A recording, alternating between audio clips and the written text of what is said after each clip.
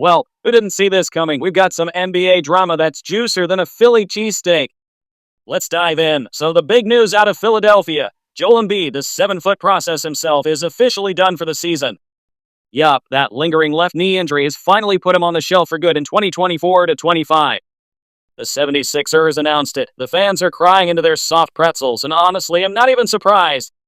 Are you? This is Joel Embiid. We're talking about guys got more injuries than a stunt double in a Jackie Chan movie. Let's break this down. Embiid's knee has been a problem all year, and now it's game over. The dude's been hobbling around like he's auditioning for a zombie flick, and the Sixers finally pulled the plug. But here's where I gotta roast him a little. Joel, my man, what were you doing last summer? Oh, right, you were suiting up for Team USA, chasing gold medals, flexing that passport instead of, maybe hitting the gym and fixing that creaky knee. Priorities, huh? You could have been in the lab, working on your body, but nah, you were out there playing hero ball with LeBron and Steph, while Philly fans were praying for the process to actually stay in one piece. Speaking of the process, can we talk about how this whole experiment is looking like a science project gone wrong?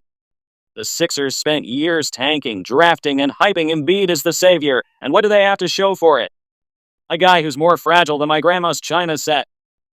Trust the process. At this point, it's more like trust the physic. Those trainers are the real MVPs in Philly.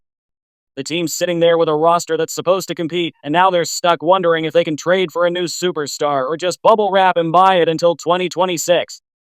It's a tough break for the 76ers faithful, no pun intended.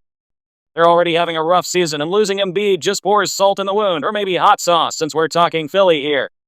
Guy's a monster when he's healthy, don't get me wrong, averaging all-star numbers, dominating the paint, but when he's healthy is starting to sound like a fairy tale. Once upon a time, Joel Embiid played a full season, yeah, right. Not to mention you got this guy, Paul George, who just recently came out with his own press conference telling people that he's taking a break from his podcast to focus more on his body in the rest of the season. What a joke!